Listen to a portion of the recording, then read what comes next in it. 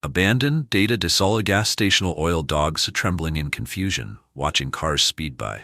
But what happened after this heartbreaking moment sparked a chain of events Noon could have foreseen and changed lives forever. The sun was setting behind a stretch of empty highway, casting long shadows over our remote gas station in the middle of nowhere.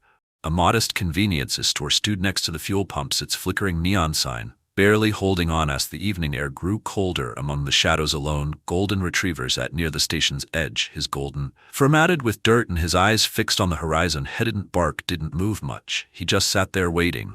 This was Taylor, a once beloved family dog now left behind by his owner. Earlier that afternoon, a black SUV had pulled into the gas station. A man, impatient and distracted, had stepped out, filled the tank, and gone inside to grab snacks. Taylor had excitedly jumped out of the car, eager to stretch his legs, but when the man returned, he either didn't notice or didn't care that Taylor wasn't back in the cart. The SUV sped away, leaving Taylor confused and alone. The gas station attendant Mark noticed the dog sitting near the pump long after the SUV had gone. He walked out with a bag of chips in hand, his brows furrowed in concern. "Hey buddy," he said softly, crouching down. Taylor perked up, his tail wagging faintly, but his gaze kept drifting back to the road as if expecting his owner to return. Mark sighed, unsure of what to do. As darkness fell, Taylor remained at the gas station. Occasionally, he would dart toward passing cars. His ears perked up at the sound of an engine, only to retreat when the car signaled him. The sight was enough to break anyone's heart, but for Mark it was especially difficult. They couldn't shake the thought of how loyal the dog seemed, waiting for someone who might never come back. Word began to spread among the few customers who passed through. Some left scraps of food for Taylor, while others shook their heads in disbelief at the cruelty of his situation. "People are so careless," an elderly woman muttered as she handed Mark a piece of bread for the dog. Unbeknownst to everyone, Taylor's abandonment was the beginning of an extraordinary journey. What started as a heart-wrenching scene of loss would soon lead to moments of incredible resilience, compassion, and an ending that Noon could have predicted. Mark couldn't get Taylor out of his mind. As the night wore on, the golden retriever lay curled up near the station's entrance, shivering slightly in the cold. Despite being a dog person himself, Mark knew he couldn't bring Taylor home. His landlord had a strict no-pets policy, but leaving the dog out there waiting for an owner who might never return felt equally wrong. At midnight, after his shift ended, Mark walked back outside with an old blanket they'd found in the storage close. "There you go, buddy," he murmured, draping the blanket over Taylor. The dog wagged his tail softly but didn't move from his spot. Mark crouched beside him and scratched behind his ears. "You deserve better than this." By morning, Taylor was still there, sitting vigilantly by the pump. Word of his abandonment continued to spread among the regulars at the gas station. A young couple stopped by to give him water, and a trucker left half a sandwich for him despite the kindness of strangers. Taylor's eyes remained fixated on the road, his faith in his owner's return unwavering. 3 days passed, and Mark began to notice a change in Taylor.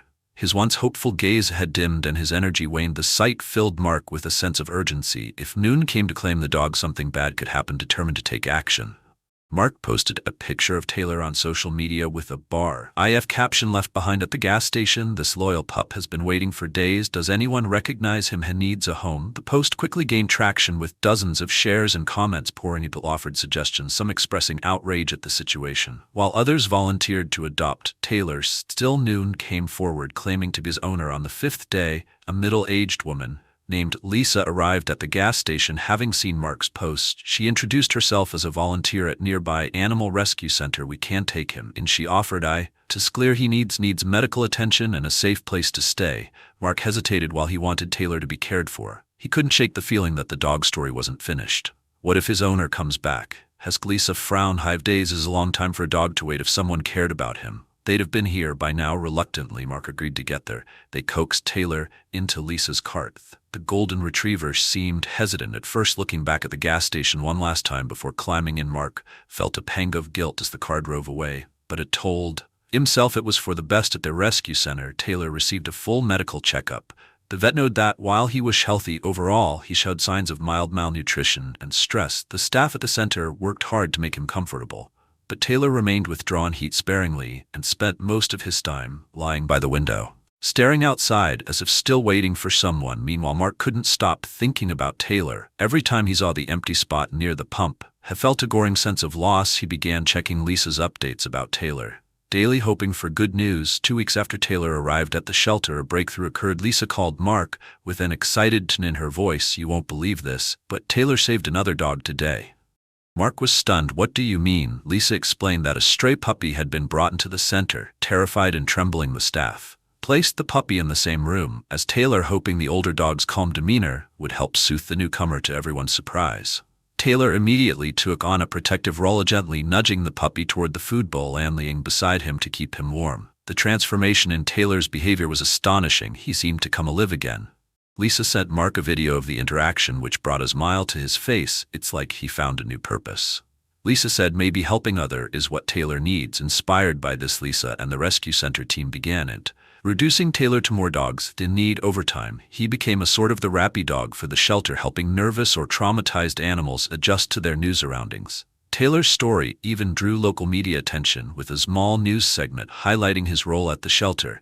The headline read, "Abandoned Dog Becomes a Hero for Strays." Despite the newfound joy Taylor brought to house, Mark still felt an enduring sense of responsibility. He visited the rescue center one afternoon, wanting to see Taylor for himself, when the golden retriever spotted him, his tail wag furiously, and rushed to greet him. Mark knelt down, letting Taylor lick his face as a flood of emotions washed over him. "You remember me, huh?" Mark said, his voice thick with emotion. Taylor barked softly, as if to say, how could I forget? A week after Mark's visit to the shelter, Lisa received an unexpected call. A man claimed to be Taylor's original owner. He introduced himself as Jeremy and explained that he'd seen Taylor's story on the local news. "That's my dog," he said firmly. "His name's not Taylor, it's Buddy. You need to get him back." Lisa was immediately skeptical. "If this is you, our dog, why did you leave him at a gas station?"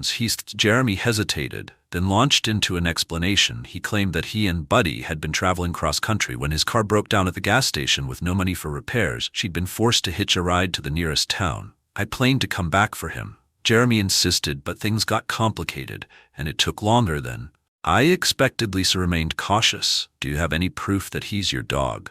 Jeremy quickly rattled off details about Buddy's appearance and habits, his favorite treat a scare in his hind leg from an old injury, and how he loved to chase tennis balls. The descriptions matched Taylor perfectly. Lisa agreed to let them visit the shelter, but made it clear that she would prioritize Taylor's well-being above all else. When Jeremy arrived at the shelter the next day, his demeanor raised red flags. She was disheveled, with an impatient attitude and little interest in discussing Taylor's needs. The moment he saw the dog, he called out, "Buddy, it's me." Taylor's reaction, however, was lukewarm at best. The golden retriever approached Jeremy cautiously, his tail wagging faintly, but without the enthusiasm he showed for Mark or Lisa. Lisa observed the interaction closely. "He doesn't seem too excited to see you," she noted. Jeremy shrugged. "He probably just confused. It's been a while." Despite her reservations, Lisa allowed Jeremy to spend time with Taylor under supervision. During their interaction, Jeremy attempted to coax the dog with commands, but Taylor didn't respond. It became clear that while Jeremy might have once owned Taylor, their bond had been severely weakened or broken entirely. Mark, who'd been informed of the situation by Lisa, showed up at the shelter unexpectedly. "I had to see this for myself," he told her. When Taylor spotted Mark, his entire demeanor changed. The dog barked excitedly, tail wagging furiously as she ran toward him. Mark knelt down and Taylor licked his face enthusiastically. "Looks like he's made up his mind," Mark said, half joking. Jeremy frowned. "He's my dog. I have the right to take him." Lisa stepped in her and confirmed, "Jeremy, you left Taylor alone at a gas station for days. Whether intentional or not, that was neglect, and from what I'm seeing, Taylor is far happier and healthier here than he seems to be with you." Jeremy's frustration boiled over. "You can't just keep him from me. I'm his owner." Mark, sensing the tension, spoke up. "Maybe it's not about ownership. Maybe it's about what's best for Taylor." Lisa nodded. "Exactly. Legally, we need to verify custody before making any decisions. Until then, Taylor stays here." Jeremy stormed out, muttering under his breath, "But as I wasn't convinced the matter was over. We'll need to be careful," she warned. Mark might come back later that evening. Mark couldn't shake the thought of potentially being taken away. Despite everything, he felt a deep connection to the dog, a bond forged through trust and care. Unable to sleep, he decided to take action. After Jeremy's departure, Lisa took extra precautions at the shelters. He updated the security system and asked her staff to keep a close eye on Taylor during his stay. "If Jeremy comes back, I want to be ready," she told them. Meanwhile, Mark couldn't shake his worry about Taylor. He knew Jeremy had some claim to the dog, but his gut told him Taylor deserved better. Mark decided to visit the shelter again the next morning. When he arrived, he found Taylor in the play area, happily chasing a boar that one of the volunteers had thrown. "He looks like he's settling in well," Mark said, approaching Lisa. Lisa nodded. "But that doesn't mean Jeremy won't try to reclaim him. I've started looking into legal advice to see what our options are." Mark frowned. "Do you think he has a chance?" Lisa hesitated. "If he can prove ownership, legally speaking, he might, but the judge will also consider what's in the best interest of the dog." If Taylor's behavior with Jeremy yesterday was any indication, he's better off staying here, or with you.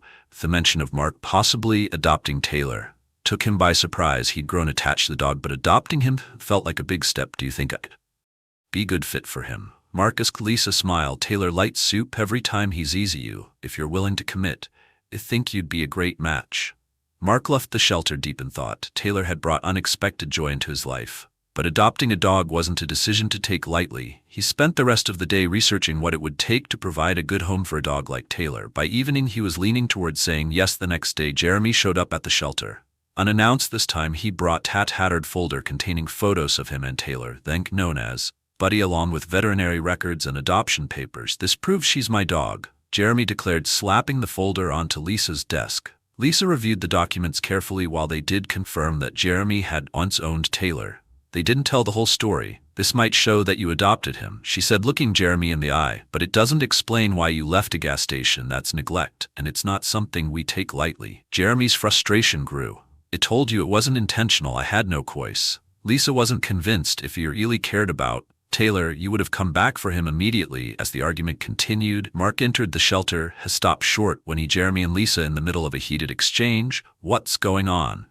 Asked Jeremy, turned to him, pointing angrily. Who are you to this doggy? You're not this owner. Mark kept this composure. No, I'm not, but I've been spending time with him and I care about his well-being. Lisa intervened. Mark came in helping us care for Taylor. Unlike you, he's been consistent. Jeremy's expression darkened. This isn't over. If I have to take this to court, I will. That evening, Mark and Lisa discussed the situation. Lisa explained that while Jeremy had presented proof of ownership, Taylor's behavior and well-being would play a critical role in any legal decision. The court might side with him, she admitted, but we can also present evidence showing that Taylor is better off without him. Mark thought for a moment before replying, what if formally applied to adopt Taylor? Would that strengthen the case against Jeremy? Lisa considered this. It might if the court sees that Taylor has a potential adopter who's willing to provide a stable and loving home. It could influence their decision. Mark nodded. Then I'll do it. Taylor deserves better than being dragged back into an unstable situation. Lisa handed him the adoption paperwork, and Mark filled it out on the spot. As she signed his name at the bottom, he felt a sense of determination. He wasn't just doing this for himself. He was doing it for Taylor. In the days that followed, the shelter prepared for the possibility of a legal battle. Lisa contacted an attorney who specialized in animal welfare cases, gathering evidence of Taylor's improved conditions since arriving at the shelter. Mark provided a detailed account of his interactions with Taylor, emphasizing their growing bond. Meanwhile, Jeremy's behavior became increasingly erratic. He left angry voicemails at the shelter and even showed up late one night, banging on the doors and demanding to see Taylor. Lisa called the police and Jeremy was escorted off the property. This is harassment, Lisa told the officer. We're taking this matter seriously. Despite the tension, Taylor remained blissfully unaware of the conflicts surrounding him. He continued to thrive at the shelter, eagerly greeting Mark during his daily visits. Each time Mark's a whim, his resolve to fight for Taylor grew stronger. 1 week later, Lisa received a notice from Jeremy's lawyers stating that he intended to pursue custody of Taylor. The court date was set, and the shelter braced itself for the upcoming battle. It's going to be an uphill fight, Lisa told Mark, but I think we have a strong case. Mark nodded. Whatever it takes, I'm ready. As the court date loomed, Mark found himself reflecting on his growing attachment to Taylor. Each visit to the shelter strengthened their bond, and it became increasingly clear that Taylor saw Wim as more than just a visitor. He was a source of comfort and trust, but beneath this connection lay an undeniable tension. Jeremy's aggressive behavior and the uncertainty of the legal battle. One morning, Mark arrived at the shelter to take Taylor for a walk. As she entered the play yard, Taylor bounded toward him, tail wagging and eyes bright. They buddy, Mark said, kneeling to give the dog a scratch behind his ears, ready for a little adventure. Lisa approached with a somber expression. Mark, can we talk before you go? He stood, sensing the gravity of ton. Of course, what's going on? Lisa handed him a manila folder. I had a private investigator look into Jeremy. I wanted to be prepared for court, and well, I think you need to see this. Mark opened the folder and skimmed through the documents inside.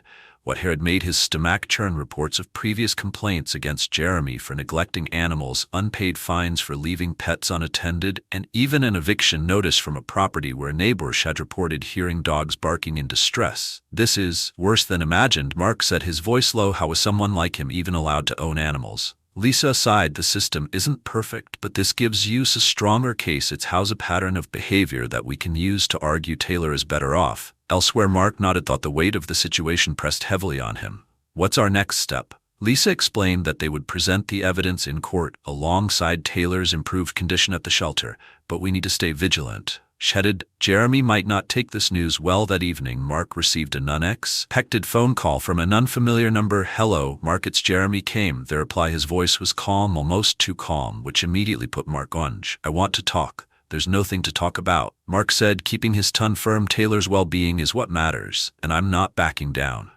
Jeremy chuckled darkly. "You think you know what's best for my dog. You don't know the first thing about him. I know enough to see he's happier and healthier without you." Mark shot back. The line went silent for a moment before Jeremy spoke again, his voice colder. "You're making a mistake.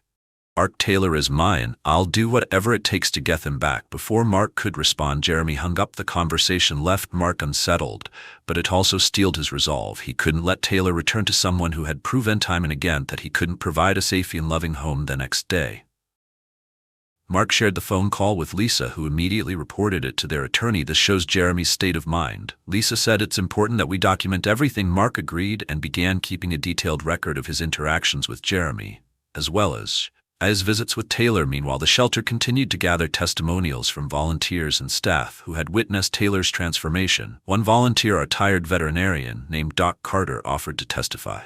"I've seen too many cases like this," Dr. Carter said. "Taylor deserves better." As the days passed, Mark also faced challenges in his personal life. His boss, noticing his distracted demeanor at work, called him into his office.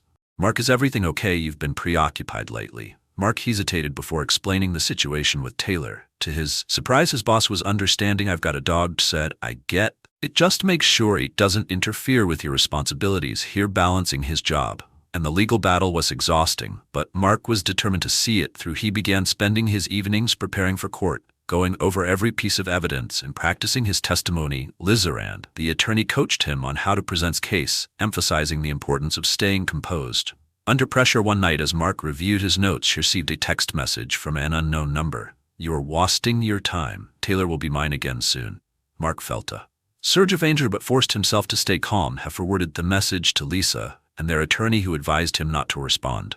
"Jeremy is trying to rattle you," the attorney said. "Don't let them." Despite the harassment, Mark refused to be intimidated. He knew he wasn't just fighting for Taylor. He was fighting for every animal who had ever been neglected or abandoned. The stakes were higher than he'd initially realized, and he wasn't about to back down at the shelter. Taylor continued to thrive.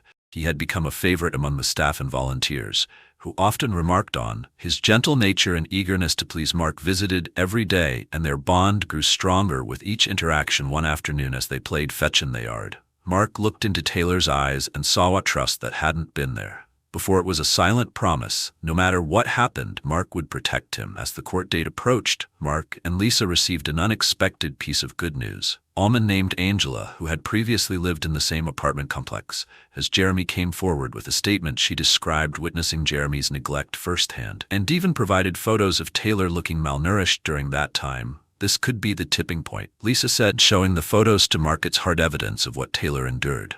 Mark felt a glimmer of hope for the first time since the battle began. Have felt like they might actually win. The courtroom was smaller than Mark had imagined, but its atmosphere felt the heavy with tension on one side. Jeremy, his posture defiant and his face set in a scowl on the other side. Mark sat with Lisa and their attorney, who quietly reviewed the stack of evidence they had prepared. Taylor wasn't allowed in the courtroom, but his presence was keenly felt. Everything hinged on this moment. As the proceedings began, Jeremy's lawyer painted a picture of an understood dog owner who had fallen on hard times. "My client loves Taylor." The lawyer stated emphatically the alleged neglect was the result of financial struggles, not a lack of care or affection. Mark clenched his fists under the table, resisting the urge to interrupt. Lisa leaned over and whispered, "Stay calm. We'll have our chance." When it was Mark's turn to testify, he walked to the stand, took an oath, and faced the judge. Their attorney guided him through a series of questions designed to highlight his interactions with Taylor and the evidence of Jeremy neglect. "Mr. Anderson, can you describe Taylor's condition when you first encountered him at the gas station?" the attorney asked. Mark took a deep breath. He was emaciated, dehydrated, and visibly distressed. His ribs were showing, and he had soaked on his paw from walking on hot pavement. It was clear he hadn't been cared for in a long time. The attorney handed a photograph to the judge and jury. "It's how'd Taylor as Mark had around him. Thin, scared, and exhausted." A murmur spread through the room. As the image was passed around, Jeremy's lawyer attempted to discredit Mark's testimony, suggesting that he was exaggerating the severity of Taylor's condition. "You're not a veterinarian," "Are you Mr. Anderson?" "No, but I've worked with animals for years as a volunteer at shelters." Mark replied evenly, "I know what a healthy dog looks like," and Taylor was far from healthy. The lawyer's cross-examination continued, but Mark held his ground. His calm demeanor and clear, detailed answers made an impression on the judge. Ewa nodded thoughtfully as she spoke. Next, Lisa and the shelter staff testified. Dr. Carter, their tired veterinarian, provided expert analysis of Taylor's condition. "In my professional opinion, Taylor was neglected for an extended period," she said. "The evidence suggests she was not receiving adequate food, water, or medical care." Jeremy shifted uncomfortably in his seat but maintained his defiant expression when it was his turn to testify. He insisted that he loved Taylor and had simply made a mistake by leaving him at the gas station. "I was coming back for him," he claimed. "And I just needed some time to get my life together." His words rang hollow, especially when the court presented the evidence of his past neglect. Angela, the former neighbor, took the stand and shared her first-hand account of seeing Taylor left outside in extreme weather with little to no shelter. "It broke my heart to see him like that," she said, her voice trembling. "No dog deserves to be treated that way." Throughout the trial, Mark couldn't help but notice Jeremy's occasional glances in his direction. They weren't the hostile glare she'd expected, but something more unset, a mix of guilt and resentment. It was as if Jeremy recognized that Mark genuinely cared for Taylor, but couldn't bring himself to admit his own failings. The emotional weight of the trial took its toll on everyone involved. During recess, Mark stepped outside to clear his head. He found himself staring at the courthouse. Steps replaying the events of the past few weeks in his mind. Could he have done more to prevent this situation? Was doing enough now? Lisa joined him, handing him a bottle of water. "You're doing great," she said, her reassuring. "Don't second-guess yourself." Mark nodded but remained silent. They knew the stakes were high, not just for Taylor, but for the broader message the case would send about animal welfare. As the trial neared its conclusion, both sides delivered their closing arguments. Jeremy's lawyer pleaded for leniency, emphasizing his client's intentions to change. Mark's attorney, however, focused on Taylor's needs. "This is not about punishing Mr. Thompson," she said, gesturing toward Jeremy. "It's about ensuring Taylor has the safe, loving home he deserves." The judge adjourned the court to deliberate, leaving everyone in a state of nervous anticipation. Mark returned to the shelter that evening and spent time with Taylor, who greeted him with his usual enthusiasm. Masha played with the dog in the yard. Mark felt a deep sense of responsibility. "No matter what happened," she whispered, "I'll always fight for you." The next morning, the judge delivered her ruling. The room was silent as she began her tone, measured and authoritative. "After reviewing the evidence and testimony, it is clear that Taylor suffered from neglect while in Miss Thompson's care. While the court acknowledges Mr. Thompson's claims of financial hardship, this does not excuse his failure to provide basic necessities for the dog's well-being." Mark held his breath, his heart pounding. "Therefore, custody of Taylor is granted to Ma Anderson, who has demonstrated a commitment to the dog's health and happiness." A wave of relief washed over Marcus. The words sank in. Lisa squeezed his shoulder and tears welled up in his eyes. Jeremy, on the other hand, stormed out of the courtroom without a word. As they left the courthouse, reporters and onlookers approached Mark for comments. She simply said, "Taylor deserves a life filled with love and care, and I'm honored to give that to him at the shelter." Taylor seemed to sense the shift when Mark arrived to take him home. The dog wagged his tail furiously and leapt into his arms. It was the start of a new chapter for both of them. The weeks following the court ruling brought newfound joy for Mark and Taylor. Yet beneath the surface of their happiness, a subtle tension began to build. Jeremy's departure from the courtroom hadn't felt like the end of the story. Mark couldn't shake the uneasy feeling that the man wouldn't let goof Taylor so easily. Life with Taylor flourished. The dog had settled comfortably into Mark's home. His once guarded demeanor were giving way to a playful and loving personality. Mark's neighbors softened to admire the golden retriever during their walks, commenting on how healthy and happy he looked now. One sunny afternoon, Mark and Taylor were playing fetch in the backyard when Lisa arrived unexpectedly. Her expression was serious, a stark contrast to her usual cheerful demeanor. "Mark, we need to talk," she said, her voice low. "I just got off the phone with Doc Carter. She's been receiving strange calls asking about Taylor. Someone's been inquiring about where he's staying." Mark frowned. "Did she say who it was?" "No, but she said the person didn't sound friendly. She thought it might be Jeremy." Mark's grip tightened on Taylor's leash. "If he thinks she's going to take Taylor back, he's sorely mistaken." Later that evening, as Mark prepared dinner, he heard Taylor growl from the living room. The dog stood by the window, his fur bristling and his gaze fixed on something outside. Mark peered through the curtains but saw nothing unusual. Still, the unease lingered. He decided to install additional security cameras around the house. "Better safe than sorry," he muttered, patting Taylor's head. The next few days passed without incident, but the tension was palpable. Mark began to notice his small, unsettling details: footprints in the dirt near his backyard gate, a car parked along across the street, and Taylor's heightened alertness during their evening walks on a night. As Mark was drifting off to sleep, his phone buzzed with a notification from the security app. The motion detector had picked up activity in the backyard. Heart pounding, he opened the live feed to see a figure standing near the gate, attempting to unlatch it. "Not on my watch," Mark muttered, grabbing a flashlight and heading outside with Taylor. At this side, he swung the beam of light toward the gate, catching a man mid-action. The figure froze, then bolted into the darkness.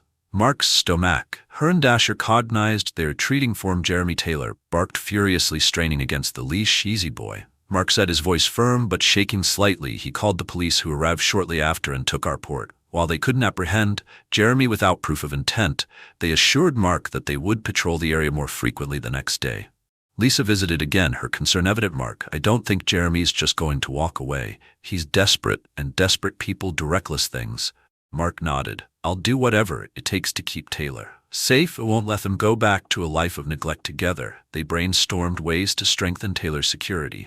Lisa suggested a tracking collar, which would allow Mark to monitor Taylor's location at all times. They also arranged for a few trusted friends to help keep watch, ensuring that Taylor was never alone. Despite the precautions, Mark couldn't shake the feeling that Jeremy was planning something. His fears were confirmed one rainy evening when he returned home from a late meeting to find his back door ajar. Panic surged through him. Asha called out for Taylor. The dog's bar. Mark came from the living room, followed by the sound of a struggler rushing inside. Mark found Jeremy attempting to drag Taylor out the door. The dog fought back, rolling and snapping, but Jeremy had a firm grip on his collar. "Let go of him," Mark shouted, grabbing a broom and charging toward Jeremy's start led. Jeremy released Taylor and stumbled backward.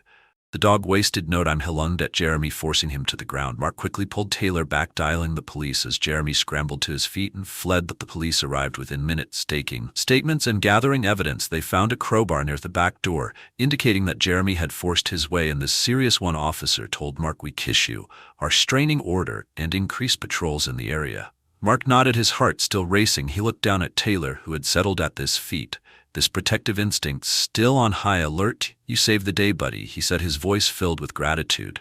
The incident galvanized Mark's determination to protect Taylor at all costs. She enforced the security measures at home, including installing rainfall locks and adding floodlights to the backyard.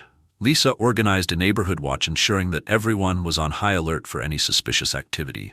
Meanwhile, Mark filed additional charges against Jeremy for attempted theft and breaking and entering. The case gained attention in the local media, shining a spotlight on animal neglect and the lengths people would go to protect their pets. As the days passed, the community rallied around Mark and Taylor. Neighbors brought over supplies, offered words of encouragement, and shared stories of their own beloved pets. The local shelter even organized a fundraiser to support animal welfare, using Taylor's story as inspiration. For the first time since the ordeal began, Mark felt a glimmer of hope. Taylor, too, seemed to sense the shift. His tail wagged more often and his playful energy returned. Together, they had faced a harrowing challenge and emerged stronger. The days following the attempted break-in brought a surprising wave of support from Mark's community. Taylor became a symbol of resilience, his story shared in local newsletters and social media groups. The increased attention brought unexpected connections, including a visit from Sarah, a volunteer at a nearby animal shelter. "I read about what happened," Sarah said when she stopped by with a bag of dog treats and toys. "Taylor's incredible, and what you've done for him is inspiring. We'd love for you to share his story at our next shelter event." Mark hesitated, unsure if he wanted to relive the harrowing experience in front of an audience, but Sarah's enthusiasm was contagious, and he eventually agreed, realizing it could be an opportunity to advocate for better animal welfare. Meanwhile, Jeremy's actions continued to cast a shadow. Their restraining order and pending legal charges seemed to deter him temporarily, but Mark couldn't forget the look of desperation on his face during the break-in. It was clear that Jeremy's attachment to Taylor wasn't just about the dog. It symbolized something deeper, perhaps regret or guilt over his past neglect. Lisa, ever the pragmatist, encouraged Mark to focus on building a positive future for Taylor, rather than dwelling on Jeremy's potential next move. "You've already won, Mark," she said one afternoon over coffee. "Taylor is safe, loved, and thriving. Don't let Jeremy's mistakes overshadow." Know that Mark nodded, appreciating her perspective, but it couldn't shake the nagging feeling that the story wasn't over. The shelter event proved to be a turning point. Held in a local park, it featured booths from rescue organizations, adoption drives, and educational sessions about responsible pet ownership. Mark and Taylor were invited to speak during the main program, their story framed as a testament to the transformative power of love and care as Mark recounted Taylor's journey from abandonment to gas station to becoming a beloved companion. The crowd listened intently. Taylor sat at his feet, this golden fur gleaming in the sunlight, occasionally wagging his tail as if acknowledging the applause. Taylor taught me something important. Mark concluded, his voice is steady. He showed me how resilience and trust can grow even in the face of neglect. Every animal deserves a second chance. Just like he had, the crowd erupted in applause, and Sarah approached the stage to thank Mark for his words. You've inspired more people than, she said, hand Ingim a framed certificate of appreciation after the event. Mark noticed a familiar face lingering at the edge of the crowd. Jeremy. He was unkempt and avoided direct contact, but seemed intent on staying close. Taylor surprisingly didn't growl or bark. Instead, he looked at Jeremy with a calm curiosity, his tail wagging slightly. Mark approached cautiously. Jeremy, what are you doing here?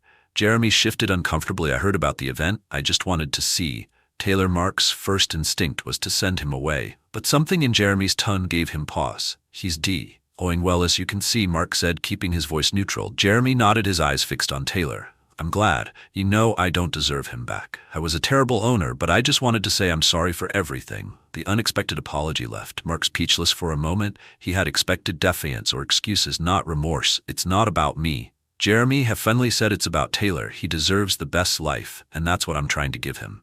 Jeremy nodded again, tears brimming in his eyes. I understand. Thank you for taking care of him. Mark watched as Jeremy turned to leave, a strange mix of relief and pity washing over him for all his faults. Jeremy seemed like a man burdened by his past mistakes. Still, Mark knew that Taylor's safety came first, and he wasn't willing to take any chances. The encounter with Jeremy became a catalyst for deeper reflection. Mark realized that his own journey with Taylor had not only transformed the dog's life but also reshaped his own. He had gone from being a solitary, cautious individual to someone who valued connection and community.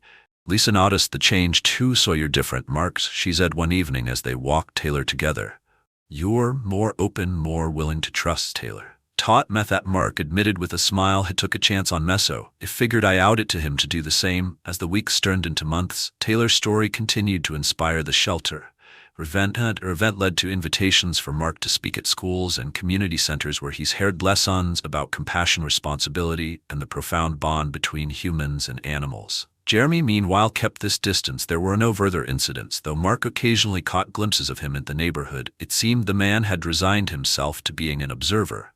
In Taylor's life, one chilly autumn morning, Mark received a letter in his mailbox. It was from Jeremy. The letter was heartfelt and raw, detailing his struggles with addiction and how Taylor had been his only source of comfort during his darkest days. I thought I was protecting him by leaving him behind, Jeremy wrote, but now I see I was just running away from my response possibilities. Thank you for giving him the life I couldn't. Mark folded the letter and stared at it for a long time. It didn't absolve Jeremy of his past actions, but it added a layer of humanity to the story. Reminder that people like animals could grow and change under the right circumstances. The bond between Mark and Taylor only deepened. As time went on together, they became advocates for animal welfare, their story a beacon of hope for others facing similar challenges that gone from being abandoned at a gas station to becoming a beloved symbol of resilience. And Mark had transformed you too. No longer a man weighed down by caution, but someone who embraced the unexpected joys that came with opening his heart. It had been several months since the shelter event, and Emmy's emotional letter. Mark and Taylor had settled into a routine that felt peaceful, yet purposeful. Taylor continued to thrive, his coat shining and his demeanor confident. He had become a local hero of sorts, recognized by neighbors and even strangers during their walk. However, one late afternoon, as the sun dipped low on the horizon, casting long shadows across the neighborhood, a sudden disturbance broke the calm.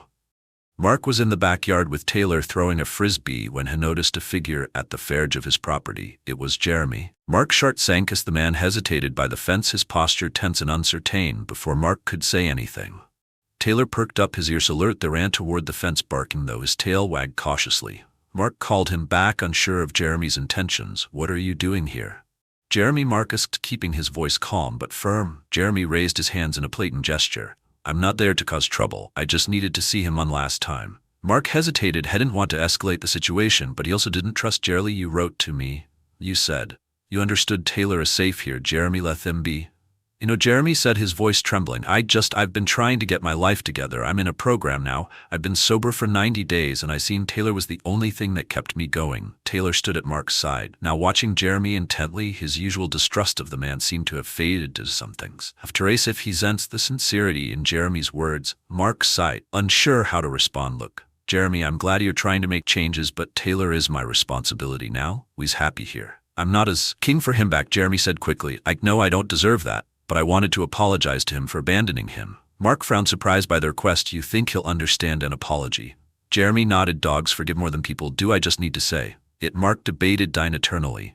Taylor seemed calm, and Jeremy's presence, while unplanned, didn't feel threatening. After a moment, he opened the gate slightly, keeping a firm grip on Taylor's leash. Jeremy stepped through his movements, cautious, as if afraid of spooking the dog. Hey, Taylor, Jeremy said softly. Kneel. Inge a few feet away, his voice cracked with emotion. I'm sorry, buddy. I should have never left you like that. You deserved better than me. Taylor tilted his head, his eyes studying Jeremy intently. Then, to Mark's amazement, Taylor stepped forward, nudging Jeremy's hand with his nose. It was a gesture of acceptance, as simple yet profound. Tears streamed down Jeremy's face as she gently stroked Taylor's fur. Thank you, he whispered, his voice barely audible. The moment was brief but powerful. Mark watched, feeling a mix of emotions: relief, sympathy, and an unshakable protectiveness. Over Taylor, after a few minutes, Jeremy stood wiping his face. I'll gonna said, his voice is steadier. Thank you, Mark, for everything. Mark nodded, leading Taylor back inside. As Jeremy left, the interaction lingered in Mark's mind long after the sun had set, leaving him with more questions than answers. The following week, Mark received an unexpected call from Sarah, the shelter volunteer. Mark, you need to see this, she said, urgently, sending him a link to a local news article. The headline read, Former Doggo Earns Advocate for Rescue Animals. The article detailed Jeremy's efforts to volunteer to nearby shelter, using his story of losing Taylor as a cautionary tale about neglect and second chances. It included a photo of Jeremy holding a rescue dog, his expression determined yet humble. Mark felt a surge of pride mingled with disbelief. He hadn't expected Jeremy to turn his life around so drastically, but it seemed Taylor's impact had extended far beyond their little home. That night, as Mark sat on the couch with Taylor curled up beside him, he reflected on the twists and turns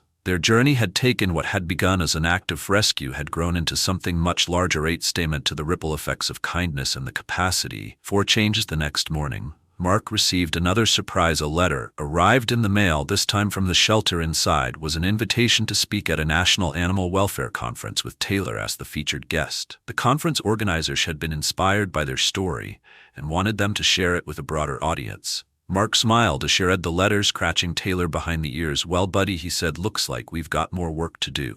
Taylor wagged his tail, his eyes gleaming with a mixture of excitement and trust. Together, they had already yet so much, and their journey was far from over. Mark sat in his home office, the invitation to the National Animal Welfare Conference open on his desk. It felt surreal being asked to share their story with an audience of advocates and experts. Taylor, ever his loyal companion, sat at Mark's feet, occasionally nudging his leg for attention.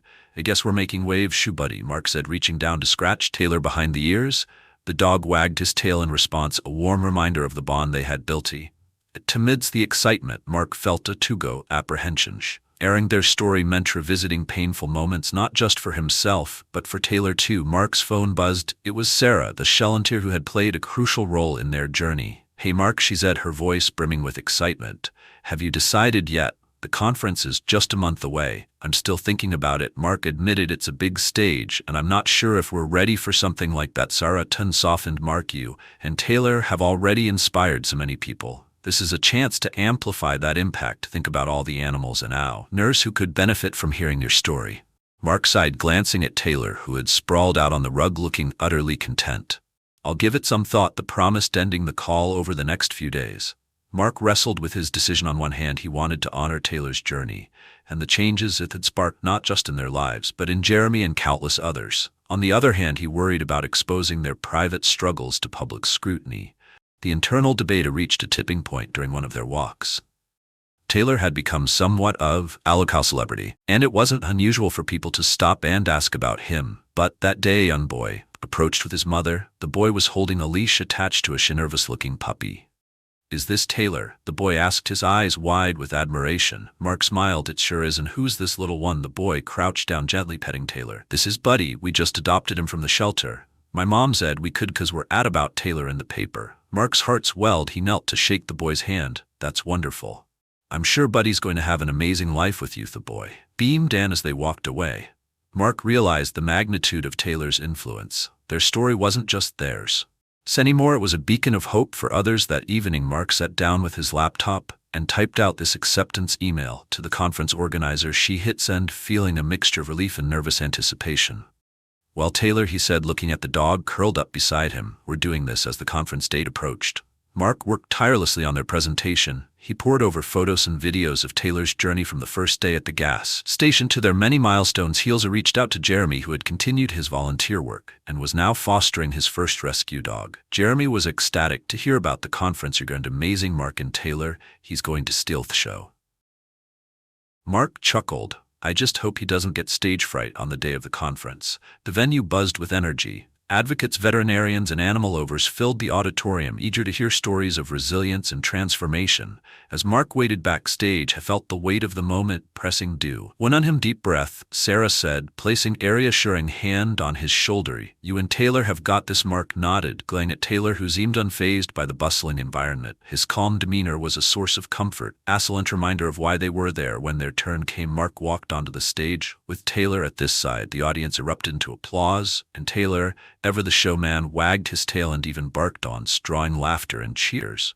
Mark began his speech, recounting their journey with raw honesty. He spoke about the day he found Taylor, the challenges they faced, and the people who had helped along the way. As he described Taylor's transformation from a scared, abandoned dog to a confident and beloved companion, he could see tears in the eyes of some audience members. "Taylor taught Meth that second chances are powerful." Mark said, his voice is steady, "not just for animals, but for people too. He's shown Meth that resilience and love can overcome even the darkest circumstances." The presentation ended with a standing ovation. Mark glanced down at Taylor, who seemed to sense the significance of the moment as they exited the stage. "Everall,